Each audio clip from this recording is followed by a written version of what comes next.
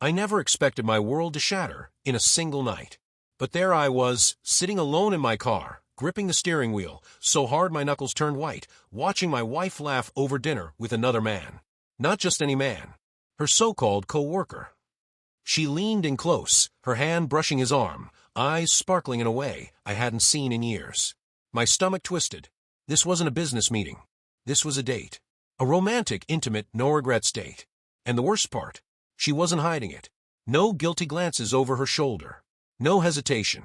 It was like I didn't exist. Like our 10 years together meant nothing. I could have confronted her right then and there, but I didn't. Because at that moment I knew this betrayal deserved something far worse than a simple confrontation. She wanted to play dirty? Fine. I was about to rewrite the rules. If you had asked me a month ago, I would have told you that my marriage was solid, unshakable. My wife, Emily, and I had been together for 10 years, married for 7. We were the couple everyone admired. The kind that made it through the struggles, the financial hardships, and the stressful years of building careers. Emily was my best friend, my partner, my everything. She had this infectious laugh, the kind that could turn a bad day into a good one. Her deep brown eyes always held warmth, and when she smiled, it was like the whole room lit up. I was proud to be her husband. We had built a life together. A beautiful house in the suburbs, 2 cars, weekend trips to the beach, everything you'd expect from a happy, successful couple. Our careers had taken off in the last few years. I ran my own small marketing agency, while Emily worked as a financial analyst at a prestigious firm. Long hours, sure, but we always made time for each other. Or at least we used to. Lately, though, something had felt off. I didn't want to admit it at first. I brushed it off as stress from work, as the natural ebb and flow of a long-term relationship. But in hindsight, the signs were all there. The first signs of change. It started with little things. Emily had always been affectionate.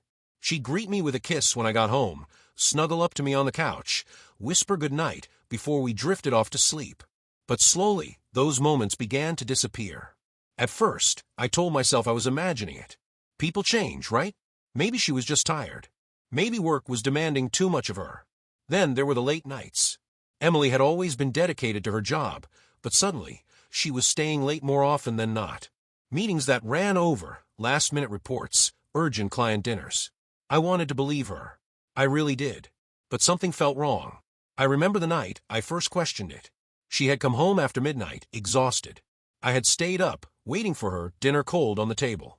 "Sorry, babe," she had said, pressing a quick kiss to my cheek. "Work is insane this week. You know how it is." I forced a smile. "Yeah, I get it." She disappeared into the bedroom before I could say anything else. I followed, lingering in the doorway, as she changed out of her work clothes.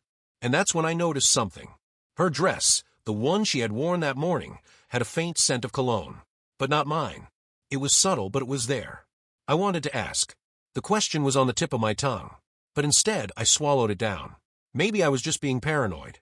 The distance grows. Over the next few weeks, things only got worse. She started guarding her phone. Emily had never been secretive before. We'd always been open about everything. But suddenly, her phone was always face down, notifications silenced. If I walked into the room while she was texting, she'd lock the screen so fast you'd think it was classified government material. One night, as we lay in bed, her phone buzzed.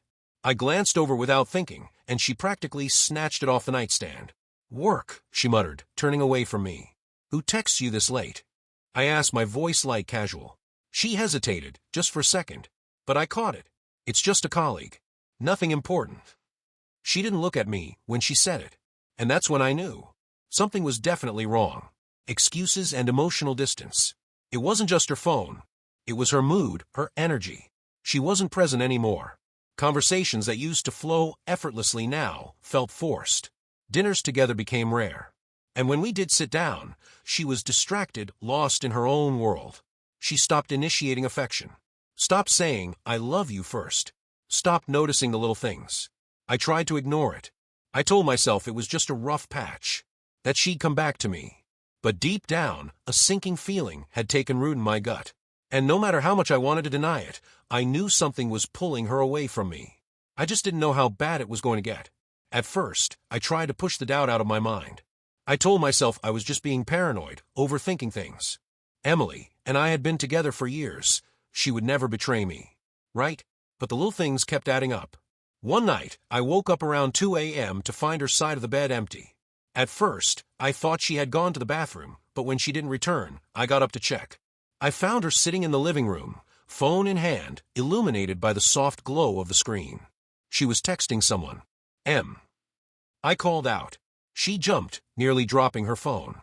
"Jesus, you scared me," she said, pressing the power button so fast it was obvious she didn't want me to see whatever was on her screen. "Couldn't sleep?" I asked, keeping my voice light. "Yeah," she mumbled, running a hand through her hair. "Just checking emails. Work is insane right now." Emails. At 2 in the morning. She never used to do that. I nodded slowly. "Want me to make you some tea?" "No, I'm fine," she said quickly, already standing up. "I should try to get some rest." I watched as she walked past me, her body stiff, her eyes avoiding mine. Something was definitely off. The unexplained changes. The more I paid attention, the more I noticed things that didn't add up. She started wearing perfume to work. Not just any perfume, the one she used to wear when we were first dating. The one she had stopped wearing years ago, saying it was too much for everyday use. She also started dressing up more. Blouses a little lower cut than usual, skirts a little shorter. I tried to compliment her one morning. "Wow, you look amazing today." She barely reacted. Just a quick, "Thanks," before grabbing her coffee and rushing out the door. It felt like she was making an effort to impress someone. But sure as hell wasn't me. Weekend plans that didn't include me. One Friday night, I asked if she wanted to do something over the weekend. Maybe take a drive out to the countryside like we used to? She hesitated. "Actually, I already have plans with some co-workers. A girls' brunch." I forced a smile. "Oh, okay. Where at?" She shrugged, looking down at her phone. "Not sure yet. We're still deciding." That struck me as odd. Emily was a planner. She never went anywhere without knowing exactly when and where. "You've been spending a lot of time with them lately," I said casually. She sighed as if I was annoying her. "Yeah, well, work has been stressful. It's nice to unwind with friends." That was fair. But something in the way she said it felt defensive. Like she was justifying something. The next day, I casually checked her location on my phone. We had each other's locations shared. It was something we did years ago for safety reasons. I wasn't the type to stalk her, but that day, I had a gut feeling I couldn't ignore. She wasn't at a brunch spot. She was at a hotel. The lies began to unravel. I stared at my phone, my heart pounding. Maybe there was an explanation. Maybe her friends had booked a spa day, or they had gone there for drinks. Or maybe she was lying to me. I told myself to stay calm. I waited until she got home that evening, acting normal. She walked in, humming to herself, tossing her purse on the counter. "How was brunch?" I asked, watching her closely. She didn't even flinch. "Good. We went to this little cafe downtown. You would have loved it." I nodded slowly. "Which one?" She hesitated. Just for a second. Just long enough for me to see the panic flash in her eyes. "Oh, I forgot the name. It was new." She was lying. I knew she was lying. And for the first time, I realized I might not just be paranoid. I might be right. The missing time. After that, I started paying even closer attention. One night, she told me she had a late meeting at work. I decided to surprise her. Pick her up, maybe grab some dinner afterward. I drove to her office, parked outside, and waited. An hour passed. Then 2. The office lights went out. Employees trickled out, laughing and chatting as they left. But no Emily. I called her. She didn't pick up. I texted, "Hey, still at work?" She replied 10 minutes later. "Yeah, just finishing up. Be home soon." I watched as the last employee locked up the building. The parking lot was empty. She wasn't there. I gripped the steering wheel, my mind racing. She had lied to me. Again. And I had no idea where she really was. The phone call, that changed everything. A few nights later, I got the final piece of the puzzle. Emily had fallen asleep on the couch, her phone still in her hand. It buzzed. Once. Twice. I glanced at the screen. A text from a saved contact. "Can't stop thinking about tonight. You looked amazing. Same time next week." My stomach dropped. I picked up her phone with shaking hands, unlocking it before my brain could tell me to stop. Messages. Dozens of them. From him. A name I didn't recognize. But I didn't need to. The messages spoke for themselves. Flirty texts. Plans to meet up. Talk about how much they missed each other. My blood ran cold. I scrolled further. Hotel reservations. Dinner dates. Even an inside joke, one she used to share with me. She wasn't just cheating. She was in deep. My heart pounded in my chest as I put the phone down, staring at my wife, the woman I had trusted with my life, sleeping peacefully beside me. She had no idea. No idea that I knew. No idea that everything was about to change. I sat there, gripping Emily's phone in my hand, my heart pounding like a war drum in my chest. The proof was right in front of me. She had been lying. Not just once, not twice, but for months. Those late nights, the guarded phone, the sudden distance between us. It all made sense now. I scrolled through the messages, my fingers trembling. You looked so beautiful tonight. I couldn't keep my eyes off you. I can't believe we finally have this. I've never felt this way before. Next weekend, same hotel? My stomach twisted. I checked the dates. Some of these messages went back nearly 6 months. 6 months of sneaking around. 6 months of coming home to me, kissing me, while sharing secret nights with him. I clenched my jaw, scrolling further, needing to know exactly how deep the betrayal went. And then I saw the pictures. Selfies of the two of them, smiling, laughing. A picture of her in a tight black dress, one I had never seen before, taken in front of a hotel mirror. And the worst, one of them together in bed, her face half hidden against his chest, his arm wrapped around her like he owned her. I felt sick. The air in the room suddenly felt too thick, pressing down on me like a weight. I looked over at Emily, still asleep, completely oblivious. How had I missed this for so long? How had I let myself believe her lies? I could feel the rage bubbling under my skin, but beneath it, something else, a crushing, suffocating pain. This wasn't just betrayal. This was my wife. The woman I had built my life with. The woman I had trusted with everything. And she had thrown it all away. The final proof. I needed more. I put her phone down and stood, my body moving on autopilot. I walked over to her purse, my hands shaking as I unzipped it. And there it was. A receipt. The Grand Orchid Hotel, Executive Suite. Date, last Saturday. 2 guests. I stared at it, my vision blurring. Last Saturday. The same day, she told me she was out shopping with her friends. I could hear her voice in my head so clearly, you wouldn't have wanted to come, babe. Just a girl's day. Boring stuff. Lies. Every word, another knife in my back. I gripped the receipt so tight it crumpled in my fist. I turned and looked at her again. She was still sleeping soundly, as if she had nothing to worry about, as if she hadn't just ripped my heart out of my chest and stomped on it. I wanted to shake her awake, to demand answers, to scream at her for what she had done. But no, that wasn't enough. She had betrayed me in the worst possible way. And I wasn't going to let her get away with it. The confrontation begins. I took a deep breath, trying to steady myself. Then I did something I never thought I would do. I took her phone, opened the camera, and snapped a picture of the text messages, the photos, the receipts. Everything. If she thought she was going to gaslight me, twist the truth, make me second-guess myself, she was wrong. I had proof, and I was going to use it. I sat down at the edge of the couch and nudged her shoulder. Emily. She stirred, groaning softly. What time is it? I didn't answer. I just held up her phone, the messages still open on the screen. Her eyes fluttered open, and the moment they landed on what I was holding, she froze. For a second, we just stared at each other. Then slowly, she sat up, her face draining of color. What? Her voice was barely above a whisper. I didn't say anything. I just watched as her eyes darted across the screen, taking in the messages, the pictures, the undeniable proof of her betrayal. Her hands started shaking. I can explain. I let out a bitter laugh. Oh, please do. I'd love to hear this one. She swallowed hard, her breath coming quicker now. It's not what it looks like.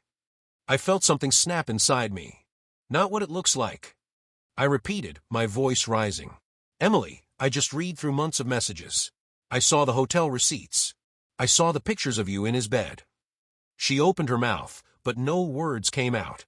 I shook my head, my jaw clenched so tight it hurt. How long? She hesitated. I slammed my fist against the coffee table. How long, Emily? Her eyes welled up with tears. 6 months. A bitter laugh escaped my lips. 6 months. Half a year of lying to my face. Half a year of sneaking around while coming home to me like nothing happened. Tears spilled down her cheeks. I didn't mean for it to happen. I scoffed. Oh right, you just tripped and fell into a 6-month-long affair. She shook her head rapidly, reaching for my hand. No, please. Just listen to me. I still love you. I yanked my hand away, like her touch burned me. Don't, I snapped. You don't get to say that. You don't love me. Because if you did, you wouldn't have done this. She sobbed. It was a mistake. I let out a cold chuckle. A mistake? No. A mistake is forgetting an anniversary or saying something you don't mean in an argument. This was a choice. Over and over again. You chose to lie. You chose to cheat. And you chose him. Her lip trembled. I didn't mean to hurt you. I stood up, shaking my head. But you did. And the worst part? You weren't even going to tell me. You were just going to keep lying until I found out. Silence stretched between us, thick with tension, pain, and betrayal. And then finally she whispered, "What happens now?" I looked down at her, this woman I had once loved more than anything. And I knew. I wasn't going to be her fool anymore. She had played her game. Now it was my turn. The room was thick with tension, the kind that made the air feel suffocating. Emily sat on the couch, her face streaked with tears, but I didn't care. Not anymore. I stood over her, my chest heaving, my hands clenched into fists at my sides. She was waiting for me to say something, to react. But I wasn't going to break. Not this time. I exhaled sharply. So tell me, Emily, was it worth it? She looked up at me, her lips parting, but no words came. I shook my head. 6 months, Emily. 6 months. Sneaking around behind my back, lying to my face every single day. Tell me, was it worth it? She sniffled, wiping her face. I don't know. I let out a hollow laugh. You don't know. That's your answer. She pressed her hands to her face, letting out a shaky sob. I didn't plan for this to happen. Yeah. I crossed my arms. But it did, didn't it? Silence. I leaned forward, my voice dropping to a deadly calm. Who is he? She hesitated. Don't you dare lie to me again. She swallowed hard. Ethan. The name tasted bitter on my tongue. Ethan. And who is he? Her gaze dropped to the floor. He works with me. I barked out a laugh, shaking my head. Of course. Of course it's someone from work. All those late meetings, all those brunches with the girls, they were all just excuses, weren't they? She winced. I never wanted to hurt you. I scoffed. You keep saying that like it means something. You knew what you were doing. Every time you sent him a message, every time you met him at that hotel, every time you came home to me, you knew. And you still did it. Her body trembled. I was unhappy. A sharp pain stabbed at my chest. Unhappy. I repeated the word slowly, as if testing its weight. She nodded, staring at her hands. I don't know when it happened, but I felt like we were stuck. Like we weren't us anymore. And then I met him, and he made me feel something again. I clenched my jaw, a bitter rage rising inside me. So instead of talking to me, instead of trying to fix things, you ran straight into his arms? She sobbed harder. I didn't plan for it. It just happened. I slammed my fist against the wall, making her jump. Stop saying that. Nothing just happens. You made a choice, Emily. 1,000 little choices that led to this. Her lips quivered, but she didn't deny it. For a long moment, we just stared at each other, me seething with betrayal, her drowning in guilt. Then I asked the question I had been dreading. Do you love him? She flinched. Her lips parted, then closed. I felt my stomach twist. Answer me. She let out a ragged breath. I don't know. And that was it. That was the moment I knew we were done. Because if she truly loved me, she wouldn't hesitate. I exhaled sharply, stepping back. You know what? I don't even care anymore. Her eyes widened. Wait, what do you mean?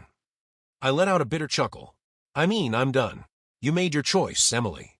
And now I'm making mine. Her breath hitched. No, please. We can fix this. I shook my head, feeling a strange sense of calm settle over me. No, we can't. She scrambled off the couch, reaching for me. Please, please don't do this. I made a mistake, but I love you. I do love you. I stepped back. No. You love the version of me that didn't know the truth. You love the safety of having me as your backup. But you didn't love me enough to stay faithful. Her face crumpled. I'll end it. I'll never see him again. Just give me a chance. I tilted my head.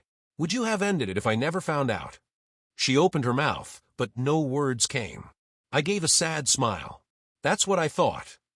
She started crying harder, but I felt nothing. Just emptiness. I grabbed my keys off the table. I'll be back in a few days. You can pack your things and go. I don't care where. But we're done. She shook her head violently. No, please. Don't throw this away. I let out a hollow laugh. I'm not the one who threw it away, Emily. You did. And with that, I walked out the door, leaving her sobbing behind me. I didn't look back. Because for the first time in months, I finally saw things clearly. She had broken us. And now I was finally free. I stepped outside, letting the cold night air hit me like a slap to the face. My heart was still racing, my mind spinning with everything that had just happened. Emily had begged, pleaded, but I wasn't going to be her fool anymore. She had made her bed. Now she could lie in it. But I wasn't done yet. This wasn't just about walking away. She had spent 6 months lying, deceiving me, making me feel like I was crazy for suspecting anything. No, she didn't get to walk away from this without consequences. I pulled out my phone, my hand steady now. If she thought she could just cheat and move on like nothing happened, she was dead wrong. I opened our group chat with her friends and family, people who had always seen us as the perfect couple. And then, with a deep breath, I sent the screenshots, the texts, the pictures, the hotel receipts. Me, I thought you all should know who Emily really is. I barely had time to lock my phone before the notifications started flooding in. Messages of shock, disbelief, anger. I smiled to myself. She had wanted to live a double life. Now, everyone would see the truth. Next, I pulled up Ethan's profile. I had done a little digging before confronting Emily, and I knew exactly who he was. A married man, with 2 kids. Oh, Emily, you really picked a winner. I found his wife's profile, and without hesitation, sent her everything. The screenshots, the receipts, the pictures. I didn't add a message. The truth spoke for itself. I imagined her reaction. The shock. The devastation. Just like me, she had no idea the person she loved had been betraying her. And now she did. I had one last thing to do. Emily's job was everything to her. She had climbed the corporate ladder at her firm, earning respect, building her reputation. And Ethan? He was her direct supervisor. Most companies had strict policies against workplace relationships, especially ones that involved infidelity and deception.